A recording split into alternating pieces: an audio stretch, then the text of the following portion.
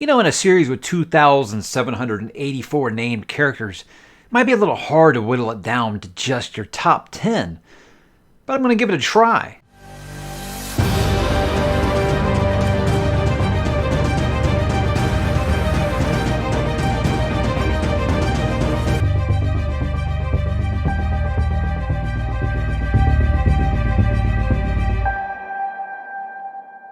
Hey, what's up, wheelies and dark friends? Mike back to talk a little more Wheel of Time. And today we're going to be doing a top 10. I don't do a lot of top 10s on the channel. I mean, I guess overall I don't. I think I got about, maybe I could do a top 10 top 10s now. I don't know. We'll see. I'm not Moid or something from Media Death Cult. I don't do one of these every week. Love you, buddy. You won't be watching this because it's fantasy, but I'm sure someone will tattle on me. But guys, I thought this was a good way to wrap up the Wheel of Time coverage. It's kind of been, cranked up since the TV show started. And I know a lot of people will be like, oh, you're just kind of milking it because of Wheel of Time. Not really, guys. What it is that show, regardless of criticisms about it, and yes, I have my own criticisms as well, they could just reminded me how much I do love this series. And I thought a good way to kind of close this down was to talk about my top 10 characters in the Wheel of Time. And this was a video I planned to do way back when I finished the series in April of 2020, and I never got around to it. So I thought, hey, why not? This is a good way to kind of put the series back on hiatus until season 2 of the show starts to ramp up, or who knows, maybe something else will happen that we haven't foreseen. I don't know. But there will be light spoilers, and what I mean by that, guys, is I'm going to say, hey, this character does something special in book 11. Meaning that you will find out if they are alive at that point in the series. I won't be telling you what that special thing is that they do in book 11, but I will have to say things about like, okay, well that character really came into their own in book 9 or something. So I don't want people being like, oh, you ruined it for me that person, I know that they live now. So I'm not going to spoil any plot elements, but I will probably have to mention some characters being around later in the series. So if that's something you don't want to know, hey, maybe you should read the series and come back after you finish. It'll always be here unless the man comes after me. But if you want full spoiler thoughts on the series, guys, I have reviewed every single one of them in depth. Some of those go for about an hour of me just talking about what happened in that book, and they are full spoilers. That's back when the channel was just getting started, and I was doing full spoiler reviews on everything. But guys, I think that's a good way just to go ahead and get into it here. I do have a couple of honorable mentions because they are the best way to cheat and not get this down to 10, because I know that there are 5 that are probably going to be like, oh, I can't believe you left this character off and things like that. But guys, this series is so huge and just there's such a large cast that I don't think that anyone's going to kind of have the same list here, and that's what makes the Wheel of Time great. But let's begin with the honorable mentions here. First up, I got to talk to my favorite Ogier here. This is Loyal. And Loyal is a character I absolutely love. I think he disappears a little too frequently through the series for me to say that he would be a top 10. And I think that actually kind of hurts him a little bit. But I never think of any plot line or moment that Loyal's in these books, and I don't love him. His name is Loyal for a reason, because he's loyal to a fault to our guy, Rand al'Thor. And I love him. I love him to death. He basically reminds me of me, that I would be like reading a book while all this stuff is going on and trying to, well, not really write one, but things like that. Next up, I got Mazrim Taim. This might be surprising to some people. I like a good character where you don't know. Are they good? Are they bad? Maybe they will, maybe they won't. What's their true motive? Do they maybe have a secret identity? So that's a character that I think that I found very, very enamored with. I may not have actually cared for how the resolution for that ended up, but all through the series, I was very, very interested in this character. And yeah, you'll see. Next up, I got Galad Damadred. And I think Galad, the reason he doesn't make the top 10 here is because he does some awesome things, but it doesn't start until like book 11. That's when it starts. 11, 12, 13, 14, this character has a pretty good role. So I have to kind of say that if he had been in the whole series as strong as he was at the the last quarter, he would have cracked the top 10. But he has maybe one of my favorite moments in a certain battle that takes place in this book. Next up, I got Lanfear. And the reason that I have Lanfear in here, guys, is because I have made it no secret. It's probably a very unpopular opinion amongst the Wheel of Time fandom, and that I think that the Forsaken can be kind of clowns sometimes. Like literally, I even talked about, I think it was Crown? Was it Crown? It was The Winter's Heart, where I was talking about the ending that's just awesome. And I was talking about how the Forsaken just continued to prove themselves clowns. I mean, like they're literally like one step away from slipping on banana peels during that last segment there. And I was like, I can literally hear the Benny Hill music whenever the Forsaken are on the screen. So Lanfear, I think, is one of the more competent ones. And I think that the way that Robert Jordan writes her is like, okay, I can see these 16-year-old boys wanting to do anything the most beautiful woman they've ever seen wants them to do. So very seductive yet smart character, I think, in all her variations. And then I got Tom Maryland, and this was a close one, guys. I wanted to put him in the top 10, but again, like Loyal, I think he just kind of disappears. He has this really awesome plot line starting up, in like books 3 and 4, and then it just kind of gets dropped. He gets reduced to like a babysitter at some points in here, and I don't even get me started on the menagerie. But yeah, I don't know. I feel like he just kind of disappeared for a long time. He had a great resolution, obviously, but yeah, when you disappear for like half of the series, it's hard for me to put you on this list. I've already got someone else on the list, probably a little high, that disappears a lot, and that's a good time to go ahead and talk about the list. Let's kick off the top 10 here with my number 10. This, of course, is the omelet seat herself. This is Swan Sanchez. Now, what I like about Swan is at first you kind of almost feel like she's almost like an adversarial character, like the authority that you're kind of challenging. Then some crazy events happen and her role gets completely turned on its head. And I think even after that, almost like, say maybe a depowering, I feel like she is still a strong and badass character, and she remains an important role through this whole series. And I think that I don't really think I got to go into really too much why I love some of these characters, but really the things that like stood out to me with stuff like that is you go back and you see her stuff in New Spring, and it made me like her even more. And to this day, I still can't help it, call people fish guts for no reason, and they're like, "What in the world are you talking about?" But hey, it is what it is. Number 9 here, I got Tam Althor. I think this is the father figure that every kind of Joseph Campbell's hero's journey character needs. That role model, like someone to look up to. It's one of those things like you look back and think about in a traditional fantasy series, Tam Althor probably would have been the main character, right? And I like the way that it's kind of set up with him where Rand's got to go out on his own because Tam is injured and things like that, but you get little bits and pieces about Tam's backstory, and then you get Tam with maybe one of my favorite moments in the entire series later on. But I think Tam is just... he's the reason that Rand he could have become Darth Vader, I mean, this guy, he really basically is responsible for raising this kid the right way to where he has those values that keeps him from maybe turning into Darth Vader. Or does he? I don't know. You have to get further in the series to see. But Tam, very important character, the father figure that any dragon would need. Number 8, I've got Logain Ablar. And I think that because with Logain, it almost seems like in another timeline, he's like Neville Longbottom. In another timeline, he would have been the one. I think in another timeline, I think that Logain would have been the dragon. Like he's like a glitch in the Matrix. There was many times through the series where I was like, is it possible there's 2 dragons? Is it split or something like that? You'll have to read and find out. But yeah, it was a layered character that at first I just thought was just going to be like a throwaway.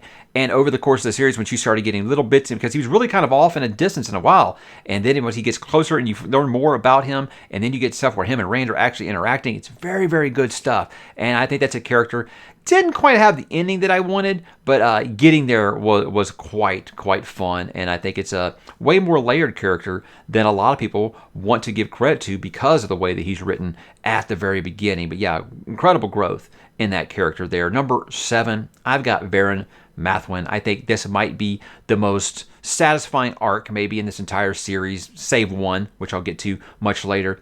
But Varen is another one of those, like a Majum Tame, where you're like, okay, whose side are they on here? And you really are asking that question up until the very, very end. And when you get the answer, guys, it is one of the most touching and heartbreaking moments in this entire series. It is a moment that if I was doing a top 10 Wheel of Time moments for the whole series, that moment would be on it. And if you know. So Varen, a character I liked right away, because Great Hunt, guys, is like my favorite book in this series, and that's where she first started to have a prevalent role. And there's lots of nice little breadcrumbs all through this series that you can kind of follow after you know the resolution of that. And that's where I can see where people are like, you got to reread the series. I can kind of see where they're coming from. So Varen, a wonderful character. My second favorite Aes Sedai overall. Number 6, this is going to seem like a cheat because of what I said about Tom, but I got to go with Lan Mandragoran because Lan, I think the biggest thing with him is I feel like he's responsible for helping to bring out the heroes that Matt and Rand and Perrin will actually become. He's the one who actually digs down, teaches them the ways, and shows them things. Now, I think that Perrin might have had a little more with Elias, but still, I think that Lan was very much that first presence that they really encountered to show them you can be more. There's a hero inside of you, and I'm going to help you find it. And I think that's something that's really underrated in this series. And of course, again, just like with Swan Sanche, you get some more of him in New Spring. And that's why I say New Spring, guys, is a great, great book because it really fleshes out some of these characters that you are hungry for more of. But yes, Lan does disappear a lot of the series. I mean, there's moments where he will have one line and then he's gone for the rest of the book. And that was quite frustrating to me on my first read. But look, this guy's like the coolest dude in school, right? I mean, he's the one that all the boys wanted to be like, right? And you can see why he was so influential onto those three to veer in there. Let's go ahead and talk about number 5 here. My favorite Aes Sedai. This is Moiraine Damodred. I think I like her because she's almost like a more compassionate Gandalf, and she's way more manipulative and things like that, and she plays things a little more close to the chest, and to where she's like, I know all these things, I'm just not going to tell you anything. So you kind of see where that comes from. But you think back to like Gandalf and how like he's really abrasive with some of the other hobbits, not named Frodo. And, I never really got that Moiraine. I felt like she was very compassionate to all these characters. Even if she was keeping secrets from them, I never felt like she was cruel to them. And look, I love Gandalf. Don't get me wrong. It's probably my favorite character in Lord of the Rings. That's a fun video to do someday. But, I think you were kind of expecting one thing with her. Feeling like the first book was very much, a hat tip to Fellowship of the Ring. I think with this, you kind of expect Moiraine to go, zig when she zagged. And that's what I really, really liked about the character. And it's just, it was that kind of Aes Sedai that was the first Aes Sedai I encountered. That's one that I would follow for sure. Number 4 here, I've got Perrin A. Barra. Now, look, what I love about Perrin is I feel like he's a born leader. You just kind of got to beat him across the head to get him to do it. I mean, the dude, he doesn't want the responsibility, but once he finally is like, okay, it's like someone who has that really cushy job and they like it, but they don't ever want to get ambitious because they like flying under the radar. That's kind of how I always felt about Perrin, is he has so much more potential to be more. He was comfortable doing what he was doing, kind of thing. And look, I will not lie, the first half of the series, Perrin is my favorite character in this entire series. I love his growth. And then things just really hit a stall. That's what's got him all the way down here at number 4. Because once he becomes to a point where he's like, the only thing that matters is a certain love interest in the story. Nothing else matters. Not the fate of the world, not all these other people that are dying, but just that one character. That's where I felt like it was almost character assassination. And Jordan benched him for a lot of the series. Sanderson tried to fix some things when he took over.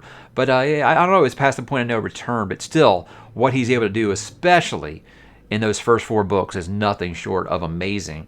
And what an incredible journey with that character. Even if, like I said, it didn't really kind of end the way that it started, that he would have been my number 1 if that would have happened. So number 3 here, starting to get into the really tough ones, guys.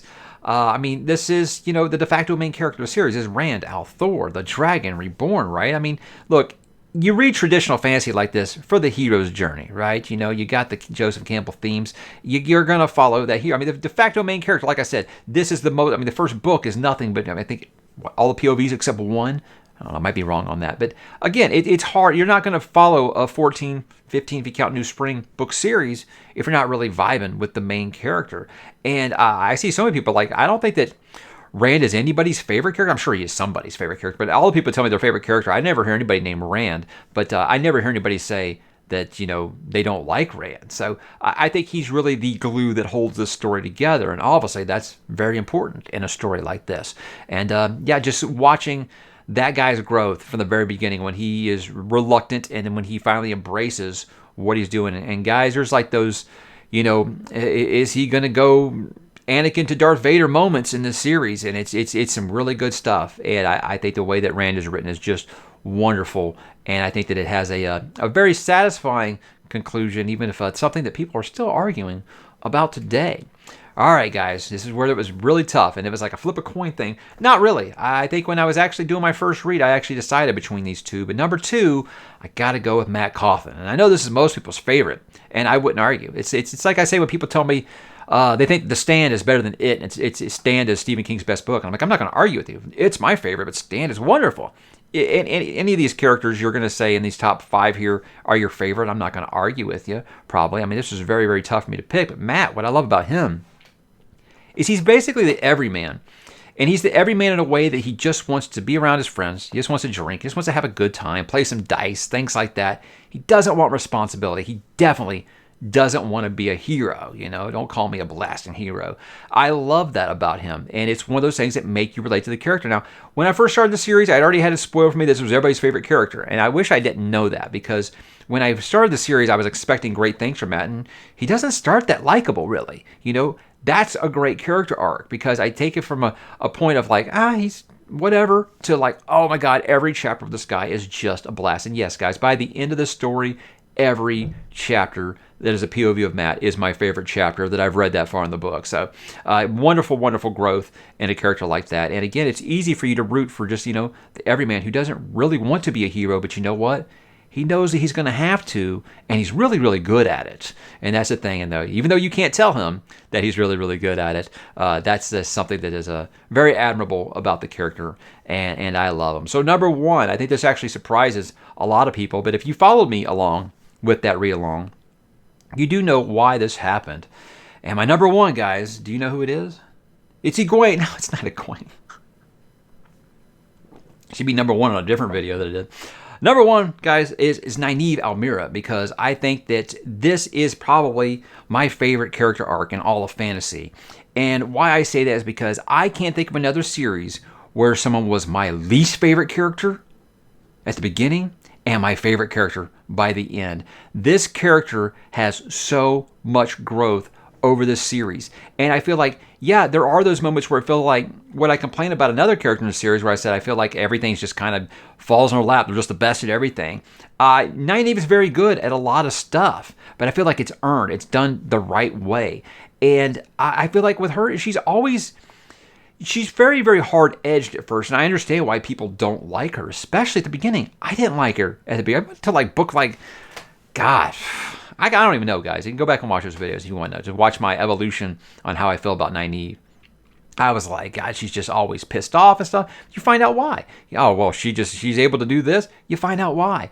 It is more than just the romance that she has in the book, which is a romance that started like, what? And it's ended up being like one that I was just kind of like batting my eyelashes at every time I saw.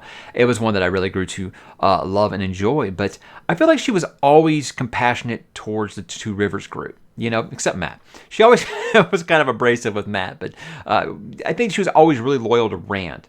And that was something that I really, really liked about her and admired about her. She never really got sour on Rand, and, Rand and another Two Rivers character really just a lot. And I feel like the way that this is done is in a believable way. She's always, like I said, she always watches out for those people. And she might come off as a little hard-edged. I think she might be the only character ever to apologize by saying she's not going to apologize. But that's one of those things you grow to love about that character. So she has maybe one of the best moments, guys, in this series in book 11. That's just like so good. So it's a character that surprised me when I made it through the first run of the series, and that I've never had that before, where my least favorite character in book number 1 was my favorite character at the end of book number 14. So guys, that was my top 10 Wheel of Time characters. It's actually a lot harder to do than people think it is. Because honestly, I'm not going to lie, it was pretty easy for me to kind of string together like, okay, these are for sure my top 10 characters. Let's put them in order. That was the hard part. Because I think, like I said, any one of these 5 or top 6 here could be my favorite character for sure. They all have enough moments in the series I can say that was my favorite moment. It was something that I will never, ever forget. But I think that all 10 of these characters have moments like that are just super, super memorable. I could go through in a spoiler video with all 10 of these characters right now and tell you my favorite moment with each of them. But I've already done that in this channel. So, if you can stomach it to go back and watch those. It was when the channel was first getting started. Sometimes my audio doesn't match my lips. I was still recording off of a webcam back then. But hey, we all got to start somewhere. And I'm glad that I started with Wheel of Time when I started this channel, because it's a fantastic series, guys, and it's one that I'm never going to stop talking about on the channel, because it's very, very dear to me, and as time goes by, I only seem to love it even more. So what I would love to hear, guys, is your top 10 characters instead of telling me why my 10 are wrong. But this is the internet. These things will happen. So drop in the comments, guys. Let me know your 10 favorite characters. Rank them if you want. Tell me why you don't like my top 10. I don't care. That's what this conversation is all about. So drop in the comments, guys, and I will talk to you there.